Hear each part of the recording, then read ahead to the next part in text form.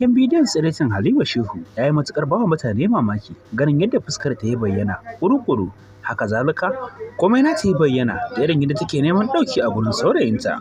Wannan bidiyo nata na tsiraici bidiyo ne wanda ba a taɓa samun irin shi ba kuma ba a taɓa yin irin shi ba a masana'antar Kannywood da kuma sauran gurare na 'ya'yan Hausawa wanda ake samun fina-finai bidiyoyi na banza marasa kyau. Nata ya fi na kowa muni na kalaman da take faɗa da kuma irin abubuwan da take faɗa a cikin bidiyo ta yadda take neman ɗauki ganin yadda abubuwan suka bayyana katsam lokacin aurenta. Wannan matashiyar 'yar TikTok wasu suna tausayinta wasu kuma ba sa tausayinta. Haka zalika wasu na faɗin cewa Allah ya ƙara da hakan ya faru da ita.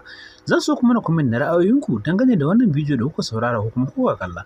Kada ku manta ku mana comment na tambaya ƙorafi ko kuma son gyara sannan kuma na like na wannan bidiyo. Mun gode.